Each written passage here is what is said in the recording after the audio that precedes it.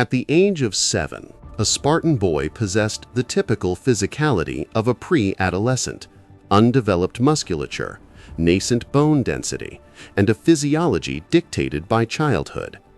The body was a malleable, unconditioned system destined for rigorous reconstruction. His initial interaction with the Agoge marked the cessation of an individual physical trajectory and the commencement of a standardized institutional metamorphosis. The Agoge, the Spartan state's compulsory education and training regiment, demanded an almost impossible biological adaptation.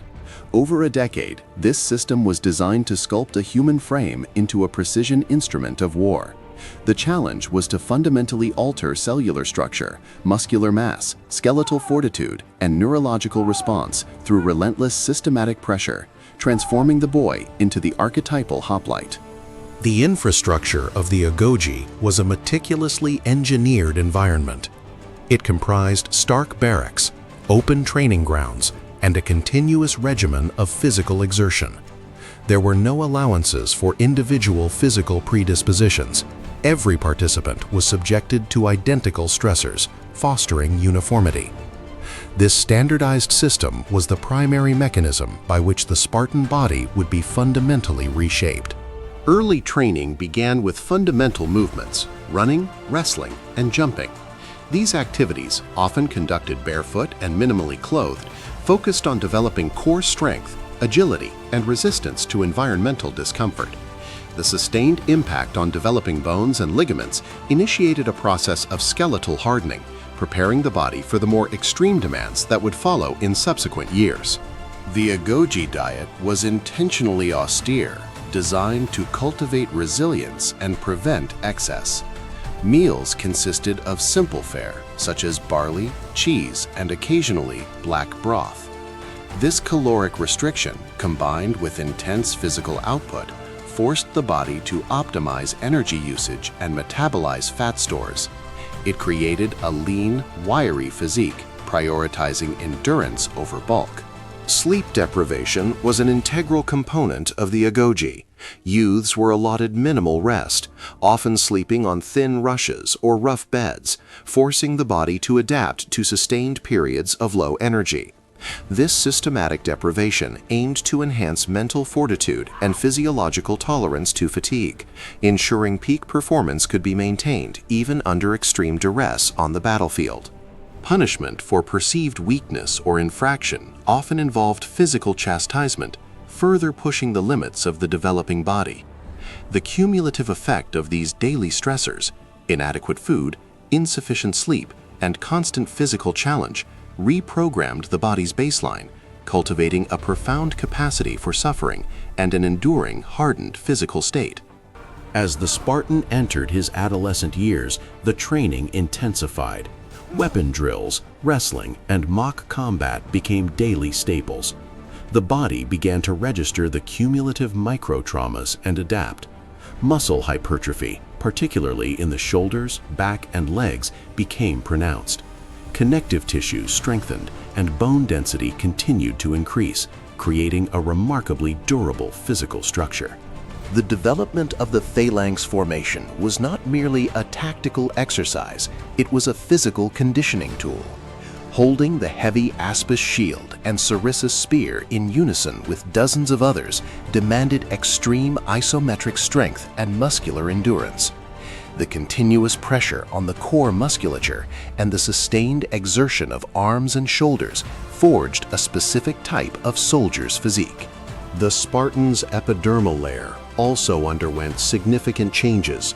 Constant exposure to the elements, sun, wind, and rain, without extensive protection, along with the friction of continuous physical activity, thickened the skin.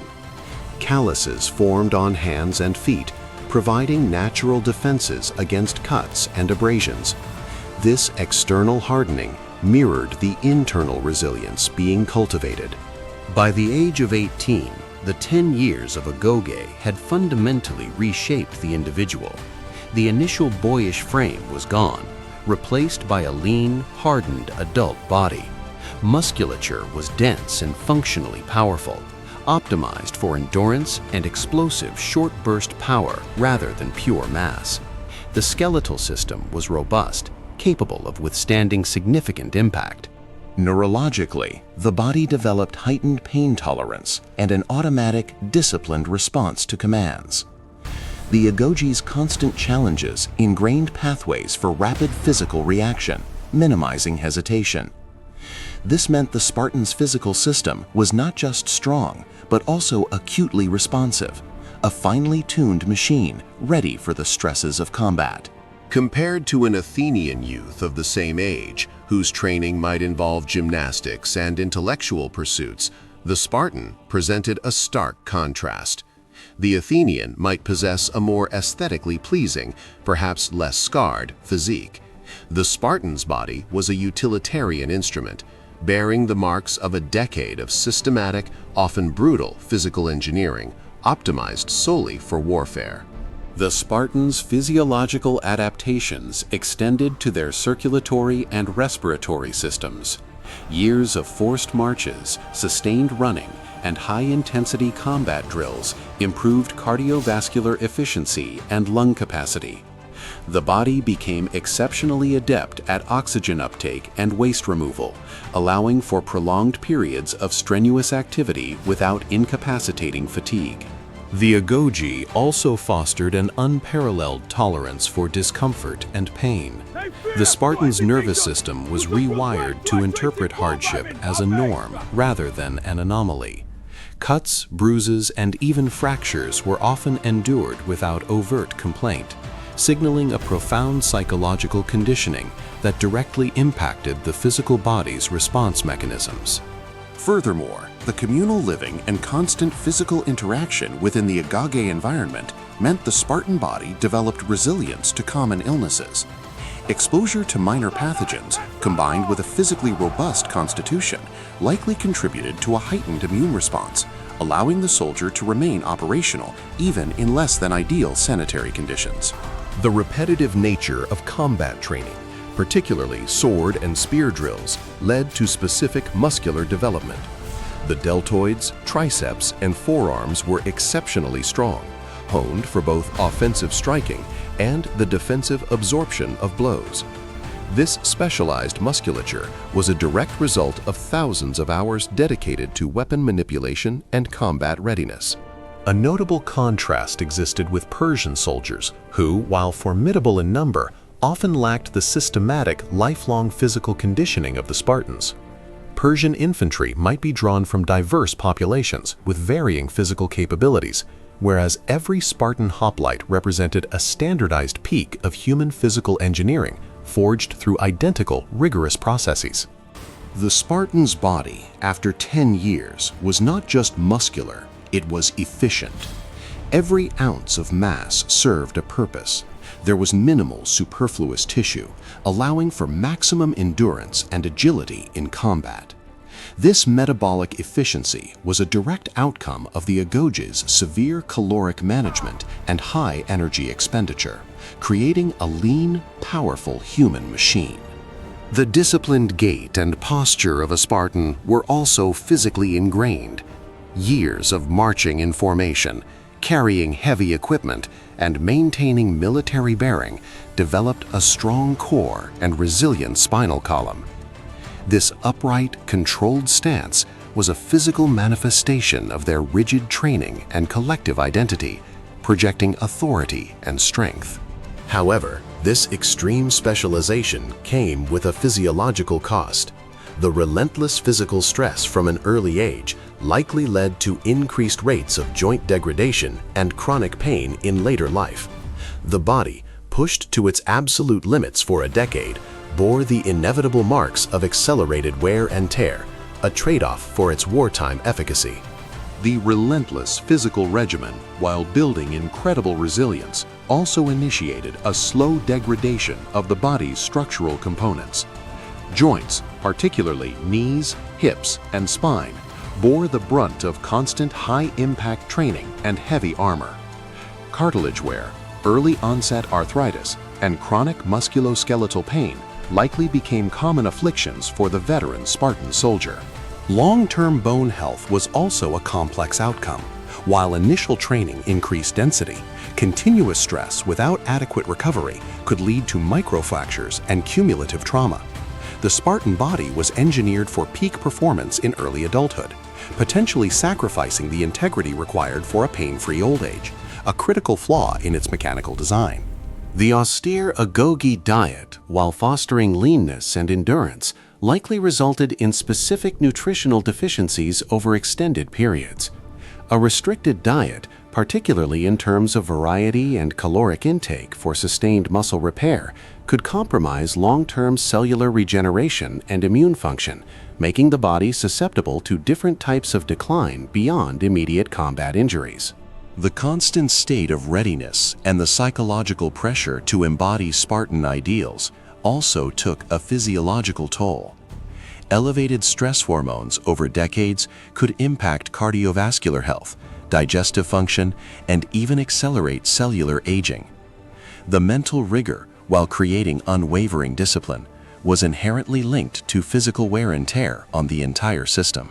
Recovery, a crucial aspect of any high-performance system, was often neglected within the Agoge's rigid framework. The Spartan body was continually pushed with minimal structured rest or therapeutic intervention. This constant catabolic state, while building immediate strength, hindered long-term repair mechanisms, exacerbating the physical decline that inevitably followed peak combat years. This extreme physical specialization, though creating superior warriors, indirectly contributed to the demographic collapse of Sparta. The high mortality rate from constant warfare, coupled with reduced fertility or delayed family formation due to the Agoge's demands, meant fewer individuals reached reproductive age, or if they did, produced fewer offspring to replenish the ranks. The unyielding, standardized nature of the Agoge, while initially effective, proved inflexible. It optimized the body for a specific type of warfare in a particular historical context. As military tactics evolved, or as Sparta faced internal and external pressures demanding adaptability, the very system that forged their physical prowess became a contributing factor to its eventual systemic failure.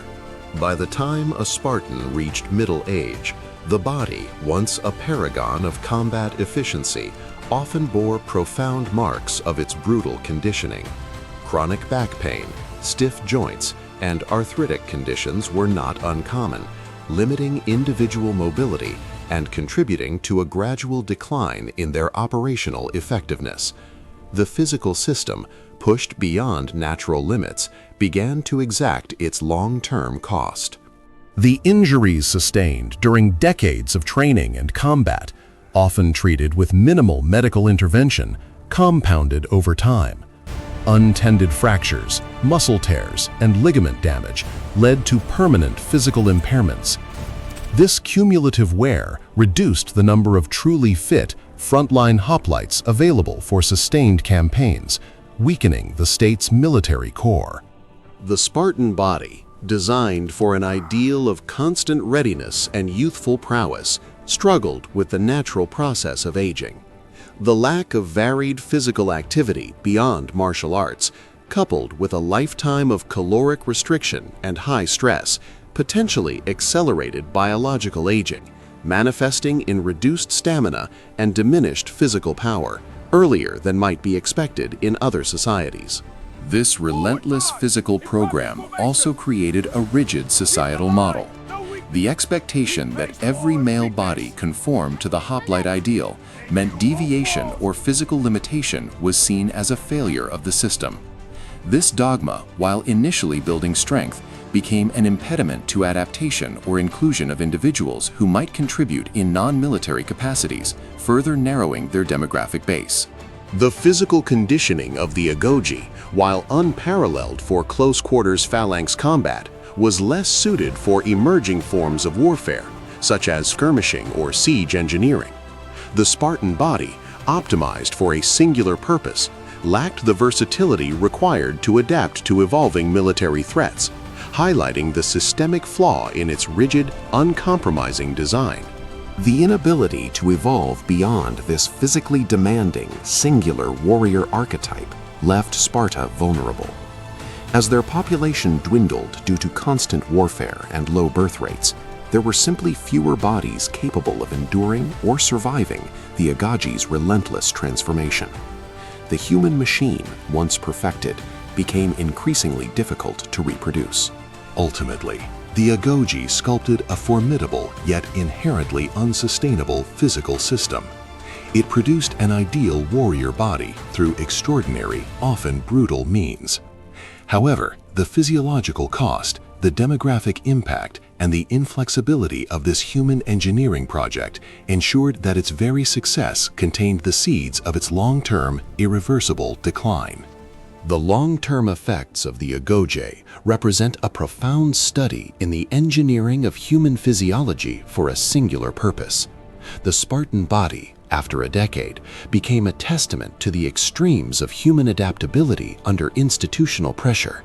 Yet, this engineered perfection was inherently fragile, a system that, once fully optimized, contained no mechanism for sustainable evolution or recovery. The Spartan's journey from a malleable child to a hardened warrior involved a complete biological resculpting, creating an unparalleled combat instrument. But this relentless pursuit of military excellence came at a profound cost to individual well-being and ultimately to the longevity of the Spartan state itself. Was the creation of such a perfectly engineered human machine worth the ultimate price of its own extinction?